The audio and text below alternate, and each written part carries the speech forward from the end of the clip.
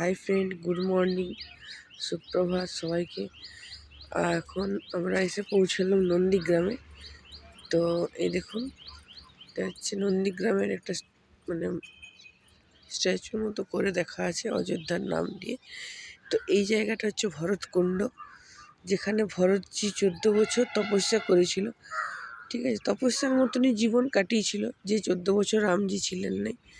ঠিক আছে, তার পাদুকা এনে এখানেই পুজো করেছিলেন তিনি। ওই জায়গাটাও আমি আপনাদেরকে নিয়ে দেখাবো। খুব সুন্দর, খুব সুন্দর পরিবেশ। ঠিক আছে, আমরা সকাল সকাল অযোধ্যা থেকে বেরিয়ে এসেছি।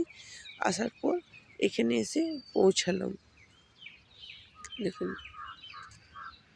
যেখানে ভাই ভাই এত ভাব, এত সুন্দর মিলন জায়গা। তো এখানে হনুমানজির সাথে ভরতের প্রথম দেখা হয়। দেখুন, এখানে কাকগুলাও খুব বড় বড়।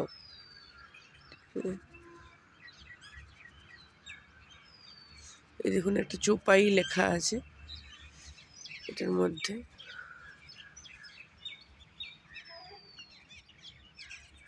প্রচুর কাক আছে, সব কাকগুলো খুব বড় বড়।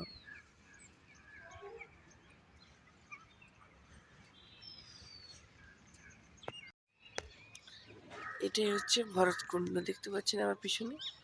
এটা হচ্ছে আপনার ভরতকুণ্ড, এবং এখানেই ভরতজি আগে আশ্রম আছে ওনার, ওখানে পাদুকা এনে উনি পুজো করেছিলেন। তো ওই জায়গাটাও আপনাদেরকে নিয়ে যাব। প্রচুর ঠান্ডা আছে, প্রচুর ঠান্ডা, প্রচুর ঠান্ডা আছে।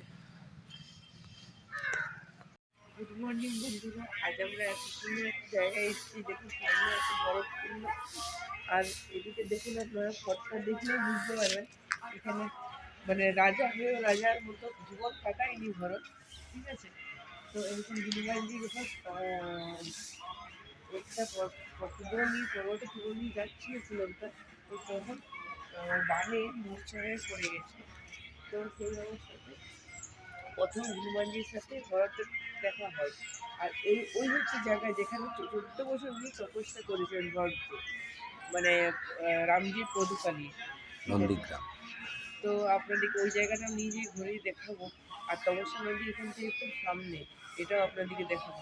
আর আমাদের অবস্থা খুব খারাপ, মানে আমাদের চোখ চলছে কুম্ভ মেলার পর থেকে।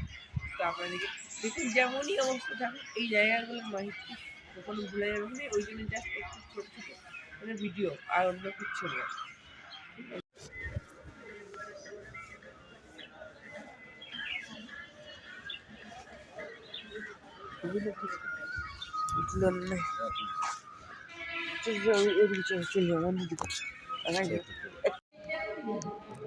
দেখুন, এখানে ভরতের সাথে হনুমানজি প্রথম মিলন হয়।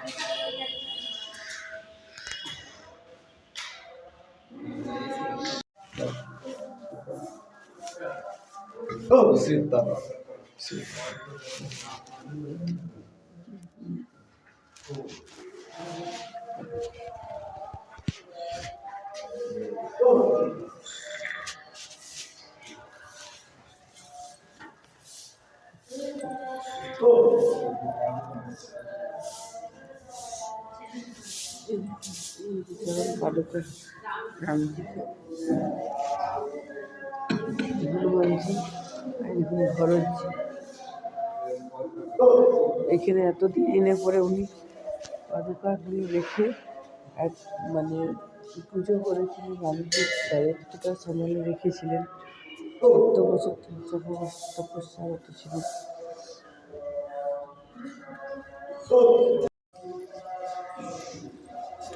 এ হচ্ছে নন্দীগ্রামের রামচন্দ্রের চরণ পাদুকা। আপনারা দিব্য দর্শন করছেন, এত সুন্দর জিনিস দেখতে পাবো। ভাগ এ দেখুন, হনুমানজি আছে এখানে, ভরতজি যিনি 14 বছর মানে সব কিছু ছেড়ে তপস্যার মতো জীবন কাটিয়েছিলেন। দেখুন, এত সুন্দর জায়গা। আমি আজ রাম পদযাত্রার মধ্যে এই জায়গাটা আমার বাকি রয়ে গেছিল। তো আজকে মানে অনেক কষ্ট করে এখানে পৌঁছেছি। আমি সত্যিকারে খুব খুশি যে এই জায়গাগুলো আমার দর্শন হচ্ছে যে কোনো উপায়ে। দেখুন সামনে, দেখুন রামজির পাদুকা। এই দেখুন, এই জায়গায় পাদুকা রেখে তিনি তপস্যা করেছিলেন। জয় শ্রীরাম। দেখুন আমরা এত সুন্দর জায়গায় দর্শন করছি যেখানে হনুমানের সাথে প্রথম ভরতজির দেখা হয়। এবং এই দেখুন এটা একটা আশ্রমের মতো, খুব সুন্দর পরিবেশ। এই জায়গাটা আপনারা এলে বুঝতে পারবেন, খুব ভালো লাগবে আপনাদের। দেখুন হনুমানজির সাথে এখানে যোগীরাজ বলা হয়েছে ভরতকে, কারণ তিনি এতদিন সব কিছু ছাড়ার পরে রামজির পদক নিয়ে 14 বছর তিনি এখানে থেকে রাজত্ব করেছিলেন।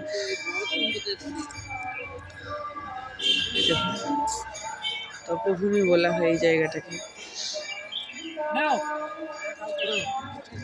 এখান থেকে আপনারা সব কিছু পেয়েও যাবেন।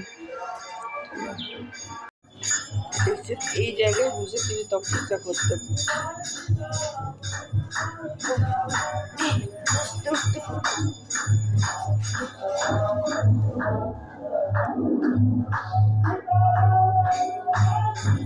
এই জায়গাতে ভরতজি বসে তিনি তপস্যা করতেন। খুব সুন্দর দেখুন জায়গা।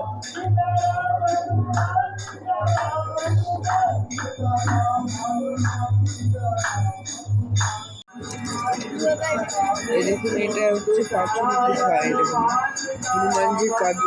হনুমানজি এখানে এসেছিল এবং এই জায়গাটা এত সুন্দর জায়গা যে এখানে হনুমানজির সাথে ভরতের দেখা হয় এবং এখানেই চরণ রেখে পরে ভরতজি 14 বছর শাসন অযোধ্যায় চালিয়েছিলেন। এই দেখুন ওনারা পাদুকা রেখেছিলেন, পাদুকার দর্শন আপনাদের করালাম। যাক, খুব সুন্দর জায়গা। আপনারাও কখনো অযোধ্যা এলে অবশ্যই আসবেন নন্দীগ্রাম। এখানে ভরতজির মামা বাড়ি ছিল।